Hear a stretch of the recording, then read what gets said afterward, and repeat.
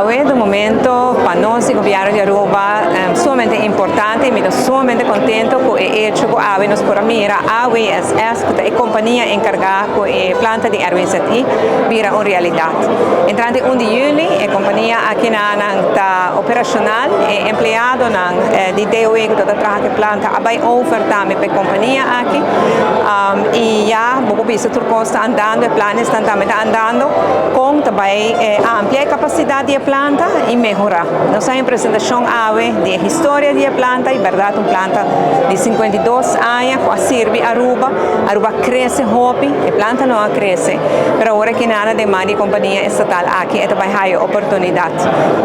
Me agradeço a mi colega, el ministro Ursula Aros y el ministro Glamber Cruz, que ahora nos encargan con esa aquí, na trabalho de privatização e na logra. Me agradeço a utilities que estão dispostos a passar com mão e ajuda o governo que problema aqui. E me agradeço a DOE, para sobre o DOE, para 52 anos atender com o problema aqui na Ana.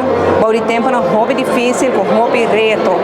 Empleado na DOE de coração danke para tudo o qual eu posso fazer para essa aqui e hobby êxito na empleado na AWSS, a companhia que vai encargar sobre essa aqui. E me agradeço ao povo de Aruba, para a paciência, para sobre algo que afeta a nós todos. Ela afeta todos os cidadãos de nosso país, especialmente esta que trabalha onde a área onde a planta está. Nós compreendemos que em 8 para 12 semanas, todo problema lo está solucionar, e o problema não é normal, e banda lo pertenece para o passado definitivamente. Claro, para mim que se acaba, não se reparar, é efeito que não se consegue reparar acaba. Danke pela paciência, e sabe que a mim considerar logro enormemente grande do governo, aqui não tem diferentes logros importantes, são realizados nas metas ainda, mas não está logrando sim.